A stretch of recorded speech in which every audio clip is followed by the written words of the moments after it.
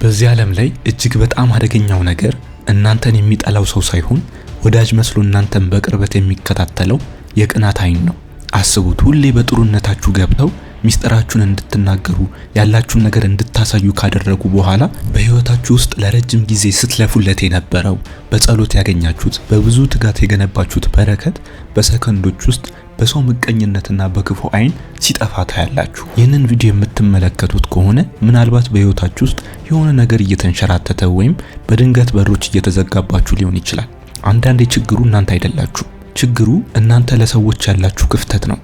ዛሬ የምነግራችሁ 7 ነገሮች እናንተን ከክፉ መንፈስ፣ ከምቀኝነትና ከሰው መርዛማ እይታ የሚጠብቅ መንፈሳዊ ጋሻዎችን ነው።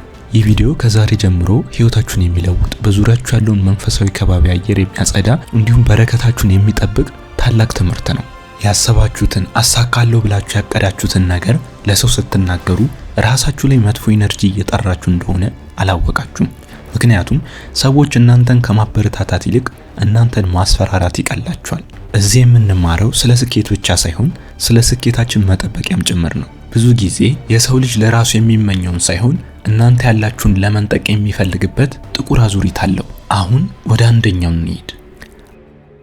አንደኛ፣ የወደፊት እቅዳችሁን ለሰው አትናገሩ። ይህንን ብዙ ቦታ ሰምታችሁ ሊሆን ይችላል። የብዙዎቻችን ትልቁ ስህተት ወደፊት ልንሰራው ያሰብነውን ትልቅ እቅድ ወይም ዓላማ ለሌሎች ሰዎች ማካፈል ነው። ብዙ ጊዜ አንድ ነገር ስንጀምር ለጓደኞቻችን፣ ለቤተሰባችን ወይም ለምናውቃቸው ሰዎች መናገር እንፈልጋለን። ይሁን እንጂ ስኬታችን እውን እንዲሆን ከፈለግን ዝምታን መምረጥ አለብን። እስኪ ለምን እንደሆነ በጥልቀት እንመልከት። አንድ እቅድ ለሰው ስንናገር አይምሮአችን ግቡን እንደመታ አድርጎ ይቆጥረዋል። በዚህ ምክንያት ለስኬቱ የምናደርገውን ትጋትና ውስጣዊ መነሳሳት ይቀንሳል። እቅዳችንን በውስጣችን ስንይዘው ግን ለዚህ ዓላማ የምንሰጠው ጉልበትና ትኩረት ከፍተኛ ይሆናል። የሰዎች አስተያየት በራሳችን መተማመን ላይ ከፍተኛ ተጽዕኖ ያሳድራል። እቅዳችንን ስንነግራቸው አንዳንዶቹ ይህ አይሳካም፣ ከባድ ነው በሚል አሉታዊ አስተያየት ተስፋ ሊያስቆርጡን ይችላሉ። ይህ ደግሞ በራስ መተማመናችንን ሊሸረሽረው ይችላል። ሁሉም ሰው ለስኬታችን ደስተኛ ላይሆን ይችላል። የሰው ልጅ ምቀኝነትና አሉታዊ አስተሳሰብ ከስኬታችን እንዲገቱን ይችላሉ። ዝምታ ለዚህ ሁሉ መጥፎ እይታ የሚጠብቅ የራሳችን ጋሻ ነው። ታዲያ ምን እናደርግ ካላችሁ፣ ዓላማችሁን በስራ ላይ ያሳዩ። ከማውራት ይልቅ በመስራት ላይ ያተኩሩ። ሌሎች ሰዎች የራሳችሁን ውጤት ብቻ እንዲያዩ ያድርጉ። ካሉታዊ ሰዎች ራቁ። ሐሳባችሁን ለሚደግፉ ጥቂት ሰዎች ካልሆነ በስተቀር ለሁሉም መናገር አስፈላጊ አይደለም። በትዕግስት ጠብቁ። ስኬት ጫጫታ አይወድም፣ ትዕግስትና ጸጥታን ይፈልጋል። ውድ የቻናላችን ተከታታዮቼ፣ ዛሬ ጀምራችሁ እቅዳችሁን በልባችሁ ያዙ። ድምጻችሁን ሳይሆን ውጤታችሁን ለዓለም አሳዩ። ስኬታችሁ በራሱ ጮክ ብሎ ይናገራል። ሁለተኛ፣ የፋይናንስ ሁኔታችሁን ለሰዎች አታጋልጡ። የፋይናንስ ሁኔታችሁን ለሰዎች ማሳየት በዙሪያችሁ ላሉ ሰዎች የበታችነት ስሜት እንዲሰማቸው በማድረግ የቅናትና የፉክክር መንፈስ ይፈጥራል። ሰዎች የእናንተን ሀብት መጠን ሲያውቁ የእውነተኛ ወዳጅነትና የመከባበር ስሜት ጠፍቶ በምትኩ የፉክክር ስሜት ይተካል። ይህም ግንኙነታችሁ ወደ መበላሸት ይመራል። በዙሪያችሁ ያሉት ሰዎች የቱንም ያህል ቢወዷችሁ የእናንተን ስኬት ሲያዩ በውስጣችሁ የሚፈጠረው የስኬት ማነስ ስሜት ወይም ጥላቻ ወደ ምቀኝነት ሊቀየር ይችላል። ገንዘባችሁን ስታጋልጡ የሰዎች አሉታዊ አስተሳሰብ ወደ ህይወታችሁ እንዲገባ በር ተከፍታላችሁ። የገንዘብ አቅማችሁን ለሰዎች ማሳየታችሁ በሁለት መንገድ ይጎዳችኋል። አንደኛው፣ ሰዎች አቅማችሁን አይተው ለእርዳታ፣ ለብድር ወይም ለተለያዩ የገንዘብ ጥያቄዎች ሊያስቸግሯችሁ ይችላሉ። ጥያቄውን ስትቀበሉ የገንዘብ ጫና ውስጥ ትገባላችሁ። ስትከለክሏቸው ደግሞ እብሪተኛ ወይም ቸልተኛ ተብላችሁ በሰዎች እንድትፈረጁ ያደርጋል። ሁለተኛውና ምናልባት ከባዱ ወጥመድ ደግሞ የራሳቸውን ችግር በራሳቸው ከመፍታት ይልቅ በእናንተ ላይ ጥገኛ እንዲሆኑ በር መክፈታችሁ ነው። ከዚህም በላይ ደግሞ ሰዎች ገንዘባችሁን እንዴት ማውጣት እንዳለባችሁና ያልተጠየቀ አስተያየትና ትችት በመስጠት የግል ነፃነታችሁን ሊነፍጉ ይችላሉ። የፋይናንስ ሁኔታችሁን ለሰዎች ስታሳዩ ወደ እናንተ የሚቀርቡት ሰዎች ለእናንተ ያላቸውን እውነተኛ ፍቅር ወይም አክብሮት ለማወቅ ይከብዳል። ብዙዎች እናንተ ጋር የሚሆኑ ባላችሁ ሀብት ምክንያት እንጂ ለራሳቸው ማንነት አይደለም። ይህ ደግሞ በዙሪያችሁ የውሸት ሰዎች እንዲበራከቱ ያደርጋል። ሀብታችሁ መቀነስ ሲጀምር ደግሞ ችግር ውስጥ ስትገቡ እነዚያ ሰዎች ከጎናችሁ በፍጥነት በመጥፋታቸው ከፍተኛ የሆነ የስሜት መጎዳት ውስጥ ትገባላችሁ። በግልጽ የሚታይ የፋይናንስ አቅም በወንጀለኞችና በተንኮል አዘል ሰዎች ኢላማ እንድትሆኑ ያደርጋል። በዲጂታል ዘመን ሀብትን በግልጽ ማሳየት ለስርቆት፣ ለጠለፋ ወይም ሳይበር አታክና ለተለያዩ መጭበርበሮች ያጋልጣል። ይህ የአእምሮ ሰላማችሁን ሙሉ በሙሉ ሊነጥቃችሁ ይችላል። ሌሊትና ቀን ስለ ደህንነታችሁ፣ ስለ ቤተሰቦቻችሁ ደህንነት እንድትሰጉ በማድረግ በቋሚ የጭንቀት ስሜት እንድትኖሩ ያስገድዳችኋል። ሀብትን ለሰዎች ለማሳየት በሚደረግ ውድድር ከፍተኛ መጠን ያለው ገንዘብ ባላስፈላጊ የቅንጦት ዕቃዎችና ዝግጅቶች ላይ ይባክናል። ገቢዎቻችሁን በግል ስትይዙ በስራችሁ ላይ የምታተኩሩት ጉልበት ከፍተኛ ይሆናል። ነገር ግን ገንዘባችሁ የግል ምስጢራችሁ ሳይሆን ሲቀር ጉልበታችሁ ይበተናል። ለሰዎች ስትሉ የምታወጡት ከመጠን በላይ የሆነ ወጪ የረጅም ጊዜ የፋይናንስ ነፃነታችሁን በመግደፍ ወደ ድህነት ጎዳና ሊያስገባችሁ ይችላል። ሶስተኛው የግል ድክመቶቻችሁን ለሰዎች አታጋልጡ፣ ደብቁ። አብዛኞቻችን የግል ድክመቶቻችንን ወይም የተሰማንን ስሜት ለቅርብ ሰዎች የማውራትና የማካፈል ከፍተኛ ጉጉት አለን። እንዲህ አይነት ችግር አለብኝ፣ በዚህ ጉዳይ ላይ ደካማ ነኝ ብለን ስናወራ ውስጣችን ለጊዜው እፎይታ ሊሰማን ይችላል።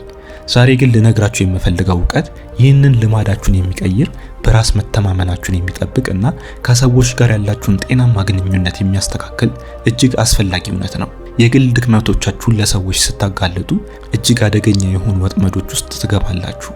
በዙሪያችሁ ያሉት ሰዎች ድክመታችሁን ሲያውቁ ያንን ክፍተት በመጠቀም የእናንተን ስሜት ወይም አቅም ለመቆጣጠር ሊሞክሩ ይችላሉ። በተለይም በስራ ቦታ ወይም በጓደኝነት ውስጥ ድክመቶቻችሁን የሚያውቁ ሰዎች ያንን እንደ ማጥቂያ መሳሪያ በመጠቀም በቀላሉ ሊጎዷችሁና የራሳቸውን ጥቅም ለማስከበር መንገድ ሊያበጁ ይችላሉ። ሰዎች የቅንነት ስሜታችሁን በመጠቀም በድክመታችሁ ላይ ለመሳቅ ወይም ለማንቋሸሽ ሊጠቀሙበት ይችላሉ። ከባዱ ደግሞ በራስ መተማመን ላይ የሚያደርሰው አሉታዊ ተጽዕኖ ነው።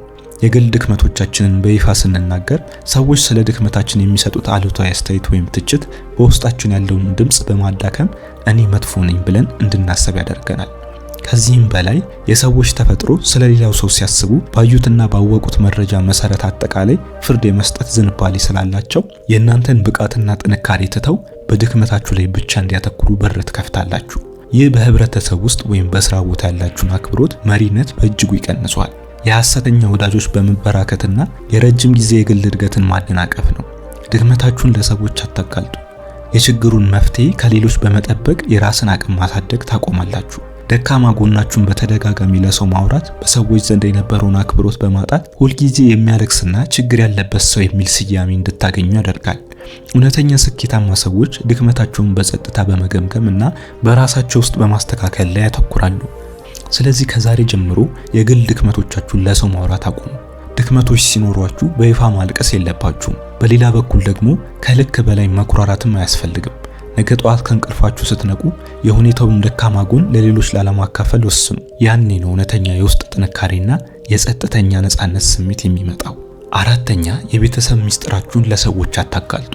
እስኪ ዛሬ በቤተሰብ እሴትና በግለሰብ የስነ ልቦና ግንኙነት ላይ እናተኩር። ሁላችንም የየራሳችን ቤተሰብ ህይወት አለን። በቤተሰብ ውስጥ አለመግባባቶች፣ ችግሮች ወይም የሚያበሳጩ ሁኔታዎች ሲፈጠሩ ብዙ ጊዜ ለጓደኞቻችን፣ ለሥራ ባልደረቦቻችን ወይም ለማህበራዊ ሚዲያ ቤተሰብ እንዲያደርገኝ ብለን የማውራት ፈተና ይገጥመናል። ዛሬ ልነግራችሁ የምፈልገው ዕውቀት ይህንን ልማዳችሁን የሚቀይር፣ የቤተሰቦቻችሁን ክብር የሚጠብቅና ከማንኛውም የውጭ ጣልቃ ገብነት የሚከላከል ከፍተኛ እጅግ አስፈላጊ እውነት ነው። የቤተሰብ ግጭቶች ለሰዎች ስታወሩ እጅግ አደገኛው የሆነ የስነ ልቦና ወጥመድ ውስጥ ትገባላችሁ። የቤተሰብ ህይወት የተከበረና ሚስጥር የተሞላበት መሆን አለበት። ችግሮችን ለሶስተኛ ወገን ስታካፍሉ ሰዎች መፍትሄ ከመስጠት ይልቅ የራሳቸውን አስተያየት በመጨመር ነገሩን ሊያባብሱት ይችላሉ። ከዚህ በላይ የቤተሰባችሁን ክብር ስም ዝቅ በማድረግ የሌሎች መሳለቂያ ያደርጓቸዋል። ስኬታማ ሰዎች የቤተሰብ ችግራቸውን በራሳቸው ውስጥ በጸጥታ ይፈታሉ። ምክንያቱም ቤተሰብ ማለት በሰው ፊት የማይጋለጥ የእሴት ማዕከል ነው። ሁለተኛውና ምናልባት ከባድ ወጥመድ ደግሞ የውስጣዊ መተማመን ማጣት ነው። ለጓደኞቻችሁ የቤተሰባችሁን ሚስጥር ስታወሩ ያ ጓደኛችሁ ወደፊት ለሌሎች ሰዎች እንዲናገር በር ትከፍታላችሁ። የቤተሰብ ጉዳይ ከቤት ውስጥ ወጥቶ የህዝብ መወያያ አጀንዳ ሲሆን አክብሮቱ ይጠፋል። የቤተሰባችሁን እሴት በቤተሰብ ውስጥ መፍታትና ከሰዎች መደበቅ የብስለትና የኃላፊነት ምልክት ነው። እስኪ ያስቡት፣ ቤተሰቦቻችሁ ልክ እንደ አንድ ጠንካራ ቤት ነው። ቤቱን ግድግዳውን ለሰዎች ካሳያችሁና ውስጥ ያለውን መሰረታዊ ጉዳት ለዓለም ከገለጻችሁ ቤቱ በነፋስ በዝናብ በቀላሉ ሊፈርስ ይችላል። የቤተሰብ ህይወታችሁም እንዲህ ነው። የቤተሰብ አባላት ድክመት፣ የውስጥ ግጭትና ውይይቶች በቤተሰብ አካላት መካከል ብቻ መቆየት አለባቸው። ስለዚህ ከዛሬ ጀምሮ የቤተሰብ ሚስጥራችሁን ለሰዎች ማውራት አቁሙ። ችግር ሲፈጠር ከውጭ ሰው ጋር ከመወያየት ይልቅ በቤተሰብ ውስጥ በመነጋገር መፍትሄ ፈልጉ። ነገ ጠዋት ከእንቅልፋችሁ ስትነቁ የቤተሰብ እሴት በመጠበቅ በጸጥታ ለመኖር ወስኑ። ያኔ የራሳችሁን ህይወት በጸጥታ ትመራላችሁ። ያኔ ነው እውነተኛ የቤተሰብ ክብር የሚመጣው። አምስተኛ፣ የበጎ አድራጎት ስራችሁን ለሰዎች አታስተዋውቁ። ሁላችንም በህይወታችን ውስጥ ለሰዎች መልካም ነገር ማድረግ፣ መርዳት ወይም በገንዘብ በጉልበት መደገፍ የሚያስደስተን ጊዜ አለ። ነገር ግን ያንን መልካም ነገር ስንሰራ በውስጣችን የሚፈጠረው ስሜት ምንድን ነው? ብዙ ጊዜ መልካም ነገር ስንሰራ ለጓደኞቻችን፣ ለስራ ባልደረቦቻችን ወይም በማህበራዊ ሚዲያ እገሌን ረዳው፣ እንዲህ አይነት በጎ ነገር አደረግኩ ብለን በፎቶና በቪዲዮ ስናሳይ ውስጣችን አንድ ትልቅ የደስታ ስሜት ይፈጠራል። ዛሬ ግን ልነግራችሁ የምፈልገው አንድ እውነት አለ። በጎ አድራጎታችሁን ለሰው ስታሳዩ እጅግ አደገኛ የሆነ ስነ ልቦና ወጥመድ ውስጥ ትገባላችሁ። አንደኛው ወጥመድ የትዕቢትና የይስሙላ ስሜት ነው። አንድም በጎ ነገር አውጥታችሁ ስትሰጡ ሰው እንዲያይላችሁ የምትጠብቁ ከሆነ አይምሯችሁ የነበረውን ንጹህ ሰብአዊ ስሜት ትቶ ለዝና እንዲሰራ ያደርጓል። በጎ አድራጎት ማለት በጸጥታ መስጠትና ውጤቱን መርሳት እንጂ በሰው ፊት ስም ለማውጣት የሚደረግ የንግድ ልውውጥ አይደለም። ስኬታማ ሰዎች በጎ አድራጎታቸውን በጸጥታ ይዛሉ፣ ምክንያቱም በጸጥታ የተሰራ በጎ ስራ በውስጣቸው የማይነቃነቅ የሰብዕና ጥንካሬ ይፈጥራል። ሁለተኛውና ምናልባት ከባዱ ወጥመድ የሰውን ልጅ የሚያሳየውን አክብሮት ወይም ምስጋና መጠበቅ ነው። መልካም ስራ ስትሰሩ ለሰው መናገር ወይም በሶሻል ሚዲያ መለጠፍ ትርጉሙን ያሳንሰዋል። እውነተኛ በጎ አድራጎት የሚለካው ስታደርጉ ሰው በማያውቀው ነው። ለሰዎች ማሳየት ስትጀምሩ የእርምጃችሁ ትኩረት ከበጎ ስራው ወደ ሰዎች አስተያየት ይሸጋገራል። እስኪ ያስቡት፣ አንድ ትልቅ የጎርፍ አደጋ ቢኖርና እናንተ ሰዎችን ብትረዱ ያ የረዷቸው ሰዎች በእውነት ደስ ይላቸዋል ብላችሁ ታስባላችሁ? እውነቱ ግን ተቃራኒ ነው። አብዛኛው ሰው እርዳታ ሲቀበል ራሱን ዝቅ አድርጎ እንዲመለከት አይፈልግም። እናንተ በምስል ስታሳዩቸው በውስጣቸው የክብር መነካት ሊሰማቸው ይችላል። በጸጥታ የሚፈጸመው በጎ ተግባር ማንም ሳያየው በምድር የሚያሳርፈው ትልቅ አሻራ ነው። ስለዚህ ከዛሬ ጀምሮ በጎ ማድረጋችሁን ለሰዎች ማሳየት አቁሙ። ብዙ መልካም ነገር ስታደርጉ መኩራራት የለባችሁም። በሌላ በኩል ደግሞ ከሰዎች ምስጋና መጠበቅ የለባችሁም። ስድስተኛ፣ ፍርሃታችሁን ለሰዎች አታጋልጡ። በህይወታችሁ ውስጥ ትልቁ ፈተና የሚመጣው ከውጭ የሚሰነዘሩ ጥቃቶች ሳይሆን ውስጣዊ ስሜታችሁን ማቆጣጠር ሲሳናችሁ ነው። በተለይ ፍርሃትን፣ ጭንቀትን ወይም መደናገጥ ለሌሎች ሰዎች ማሳየት ማለት ለሽንፈት ራስን አሳልፎ መስጠት ነው። በዙሪያችሁ ያሉ ሰዎች ድክመታችሁን እንደ መሳሪያ ሊጠቀሙበት ይችላሉ። ለዚህም ነው ስሜትን መቆጣጠርና ውስጣዊ ጥንካሬን ማሳየት ትልቅ ክህሎት የሚሆነው። ፍርሃትን መደበቅ ማለት መዋሸት ሳይሆን ራስን መከላከልና የራስን ክብር መጠበቅ ነው። ሰዎች የሌሎችን ድክመት ለማየት ሁል ጊዜ የተዘጋጁ ናቸው። በህብረተሰብ ውስጥ ስትኖሩ ፍርሃታችሁን ስታሳዩ የሌሎች መጫወቻ ትሆናላችሁ። ጥንካሬያችሁ የሚለካው ችግር ውስጥ ስትገቡ በምትወስዱት እርምጃ ሳይሆን ያንን ችግር በምን አይነት መረጋጋት እንደምትወጡት ነው። ፍርሃታችሁን ለሰዎች ስታሳዩ የሌሎችን ትኩረት ወደ ድክመታችሁ ትስባላችሁ። ይህ ደግሞ ሰዎች በበለጠ እንዲፈትኗችሁና ተጽዕኖ እንዲያሳደሩባችሁ በር ይከፍታል። ስለዚህ ውስጣዊ ስሜታችሁን ማቆጣጠርና ማንም ሊያነባችሁ እንደማይችል ማድረግ የጎለመሰ ሰው መገለጫ ነው። ሰዎች በአብዛኛው ያሉታዊ ነገሮች ለማጋነንና ለመታቸት ፈጣን ናቸው።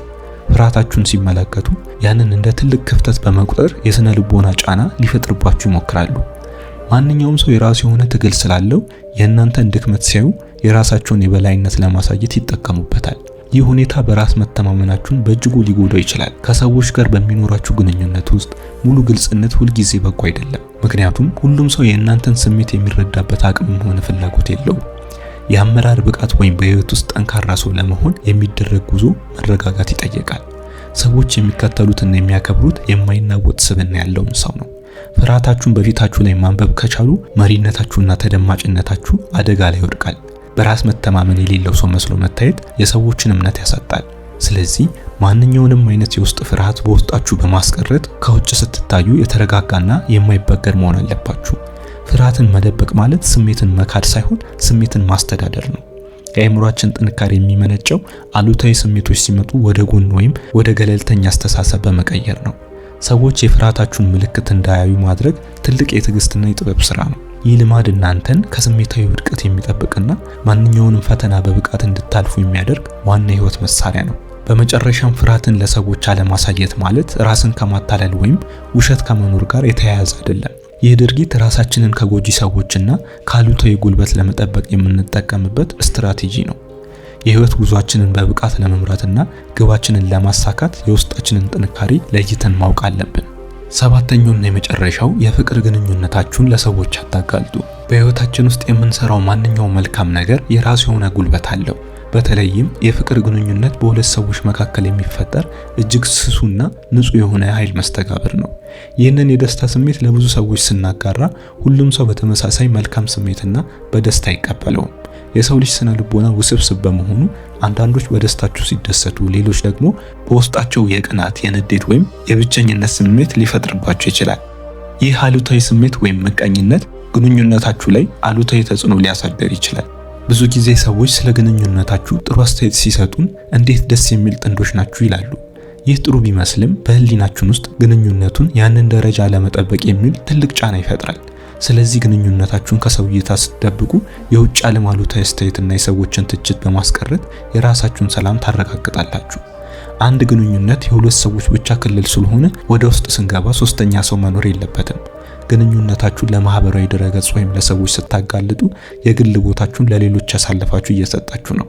ሰዎች ስለ ግንኙነታችሁ ብዙ ሲያውቁ ስለ እናንተ አስተያየት መስጠት መብት እንዳላችሁ ይሰማችኋል። ለምን እዚህ ቦታ አትሄዱም? እንዴት አልተጣላችሁ? ወይም ሌሎች አላስፈላጊ ጥያቄዎች የግንኙነታችሁ ንጽህናን ያበላሹታል። በሌላ በኩል ለሰዎች ስትሉ የምትኖሩት ህይወትና ለራሳችሁ ብላችሁ የምትኖሩት ህይወት የተለያዩ ናቸው። ግንኙነታችሁን ለሰዎች ስታሳዩ በውስጣችሁ ሳታውቁት ፍቅረኛሞች እንድንመስል የሚል ተውኔት ውስጥ ልትገቡ ትችላላችሁ። ይህ ደግሞ እውነተኛ የፍቅር ስሜትን ያደበዝዟል። በአሁኑ ሰዓት በማህበራዊ ሚዲያ ላይ የምናያቸው የፍቅር ግንኙነቶች የተመረጡና አብዛኛውን ጊዜ የተጋነኑ ናቸው። ምክንያቱም ለሰዎች የሚያሳዩት የደስታቸውን ጥግ ብቻ ነው። የራሳችሁን ግንኙነት ከሌሎች ጋር ማወዳደር ስትጀምሩ የራሳችሁን ትንሽና ውድ ደስታ ማየት ትችላላችሁ። የነገሌ ፍቅረኛ እንዲያደርግላታል ለምን የኔን አያደርግም የሚሉ ጥያቄዎች በልባቸው ውስጥ ይፈጠራሉ። ማወዳደር የደስታ ሌባ ነው። ስለዚህ ግንኙነታችሁን ለሰዎች ባሳያችሁ ቁጥር የሌሎች ሰዎች አስተያየትና ምላሽ በግንኙነታችሁ እርካታ ላይ ትልቅ ተጽዕኖ ያሳድራል። ግንኙነታችሁን ከሰዎች ስትደብቁ ችግሮች ሲፈጠሩ መፍትሄ የምትፈልጉት እናንተ ብቻ ናችሁ። ይህ ደግሞ መተማመናችሁን በእጥፍ ይጨምራል። በውጭ ጣልቃ ገብነት ሳይሆን በራሳችሁ ውይይት ችግሮችን መፍታት ስትችሉ ግንኙነታችሁ የማይናወጥ መሰረት ይኖራል። ሁለታችሁ ብቻ ያላችሁ ሚስጥር ስትጋሩ እኔና አንቺ፣ አንተ የሚለው ስሜት የበለጠ ይጠነክራል። ግንኙነትን ከመጠን በላይ ማሳየት ብዙን ጊዜና ትኩረትን ስለሚወስድ ለስራችሁ፣ ለትምህርታችሁ ወይም ለግል እድገታችሁ የምትሰጡት ጊዜ ያጣብባል። የፍቅር ግንኙነት ወደ ትዳር ወይም ወደ ጠንካራ የህይወት አጋርነት ሊቀየር ይችላል። ግንኙነታችሁን ለሰዎች በሙሉ ስታጋሩ ወደፊት ሊፈጠሩ የሚችሉ መለያየቶች ወይም አለመግባባቶች ሲኖሩ ህዝብ እንዲያውቀው ትፈቅዳላችሁ። ግንኙነቱ ካበቃ በኋላ ሰዎች ስለ እናንተ የግል ህይወት ሲጠይቃችሁ ወይም አስተያየት ሲሰጣችሁ የስሜት መጎዳት ያጋጥማችኋል።